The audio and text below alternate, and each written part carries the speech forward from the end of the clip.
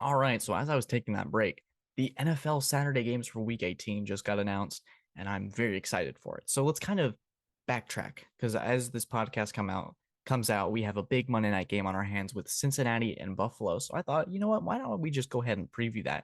We got Joe Burrow and the Bengals, who have already beaten the top seed in the AFC with Kansas City, and the Buffalo Bills with Josh Allen trying to get that one seed. All three of those teams, in my mind, can get out of the AFC and win the Super Bowl. It's a very, very interesting preview, almost kind of similar when Kansas City came into Cincinnati and they had a duel for the ages, only for it to be followed up with another duel for the ages in the AFC Championship game last year. So, could we potentially see that happen again? I wouldn't be shocked if Buffalo and Cincinnati end up matching up. Joe Burrow gets another chance to knock off what is another top quarterback in this league and in the conference. I'm very excited for it. If you're a Pats fan like me, you need Cincinnati to beat Buffalo and Kansas City to take care of business on Saturday for a potential starter rest because Lord knows I don't think New England is going to beat Buffalo next Sunday in Buffalo if all the starters are playing desperate for that one seed. So let's kind of talk about it. Trevor Lawrence is playing on Saturday night to close out the AFC South in year two. And I think it kind of makes me think this season more than others. And I'm going to give four examples. We got Dan Campbell, Doug Peterson, Matt Patricia, and Nathaniel Hackett. One of those is already fired. One of those should be demoted or on his way out. And two of those have had unbelievable turnarounds with shots to make the playoffs on Sunday. Coaching matters, y'all. In the NFL and this season, we've learned it makes all the difference. Let's start with the Denver Broncos, who are just at 4-12. So much to dig up with them, so much baggage. They fired Nathaniel Hackett, who was essentially Aaron Rodgers' buddy on the Green Bay Packers, and it's been nothing short of disaster. The Broncos have won 4 games. Their offense has looked incompetent at points, and Russell Wilson, their Broncos country, let's ride guy, has been a disaster. And I think a lot of it, you can't put all of it on Russell Wilson, who has shown consistently through in and out. He has been the guy for the Seattle Seahawks winning a Super Bowl, darn near close to it if they had been able to run the ball with Marshawn Lynch. I don't think he's entirely to blame. There's a lot of rumors flying around that his having an office is a problem. Him having his own parking spot is a problem. Denver Broncos players went to Twitter to defend him. I don't think Russ is the problem. The Broncos are still an unbelievable roster who just made a really bad hire, and it made all the difference. In tight game scenarios, I think the Broncos were in about 7 or 8 one-possession football games where if it goes their other way, we could be talking about them completely differently. They had to hire a guy 2 weeks into the season to help Nathaniel Hackett manage the clock after a disaster in Seattle where they decided to kick a 64-yard field goal instead of trusting their $240 million quarterback on 4th and 4. A lot of questionable decisions can lead to losses that can spiral and can change the dynamic of a locker room. When you have players fighting on the field and punching backup quarterbacks, you know you got a problem at the top. You know you have a problem in the locker room when there's not a structure. I think Nathaniel Hackett just lacked structure, and it was able to put away a team that is now in a really bad spot. They can't pick in the top 5 and improve the roster. They're just going to be a sitting duck in this NFL draft, kind of waiting for things to settle it out. Maybe they could attract some free agents. Russell Wilson could be a hell of a recruiter. We could see. But I think that's your first example of how bad hires can put you in a tough spot. So let's go to New England, who somehow, by some miracle, have a 500 record and have a shot at the playoffs on Sunday. But they got to go up against the foe that's really just kicked the snot out of them for the last 2 years in the Buffalo Bills. The Pats are 1-3 in their last 4 meetings, which includes the playoffs and 2 beatdowns and one really wacky game where the weather really gave Belichick a chance to show his coaching, really his chops.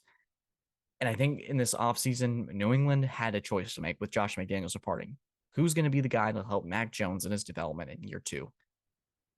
And I think Belichick hired some yes men with Joe Judge and Matt Patricia, and the result has been a really about as incompetent of an offense as you can see. You really look in certain spaces, the spacing is off on the routes.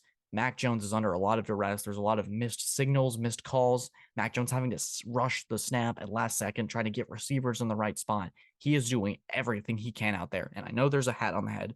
I am frustrated by it. It is really interesting to see you go from year 1 where Mac Jones has one of the best rookie seasons by an NFL quarterback and goes down to this where it looks really painful to watch sometimes.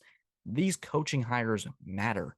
Getting a guy like Bill O'Brien may have been on Belichick's radar and he just couldn't get him, and maybe they're just trying to tide it over till 2023. that could be the case. And then making the playoffs in this kind of weird bridge year for the coaching staff could be considered a success. But I think if you're Belichick, you have to look at how the season's gone.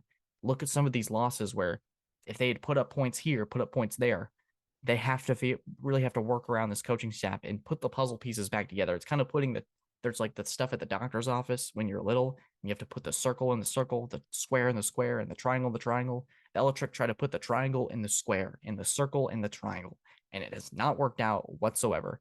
That's what you get when you put a defensive coordinator, a defensive-minded guy in an offensive coordinator position where he has zero experience. Sometimes it just doesn't work out the way you think. And I think when you look at on the other side, you got guys like Doug Peterson and Dan Campbell who took over disasters, the Lions being one of them, the Jaguars with Urban Meyer. And you look at guys who change the culture, who run an offense as smoothly as they do. The Lions just put on a show against Chicago. They're 8-8. That's the best season they've had in a long time when Jim Caldwell was coaching the team.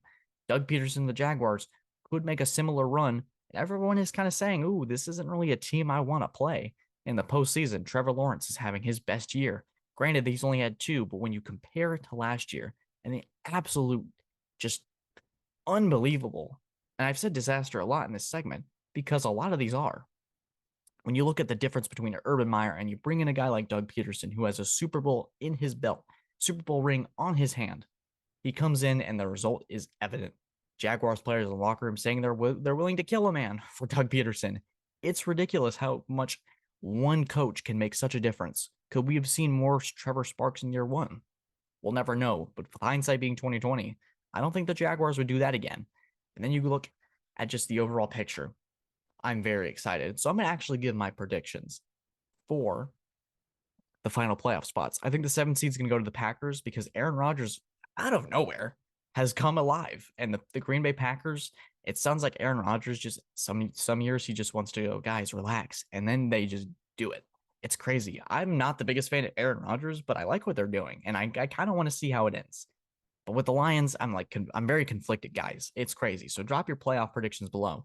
For the 4th seed in the AFC South, I'm going to take the Jacksonville Jaguars. Malik Willis is just going to be outmatched in this one, and I think Jacksonville's been playing their best football, and they're going to continue to do that. And for the 7th seed in the AFC, I'm going to go with my homer pick with the Patriots. I think they can find a way, even if it's not against Buffalo. I think they've done enough, especially beating the Dolphins, to be able to give themselves a chance in the postseason. So, guys, this is episode 110 of the Man with a Plan podcast. Man with a plan. Thank you guys so much. Let's get 13,000 listeners. Let's keep it rolling. Thank you guys so much as always. Take care and have a fantastic day.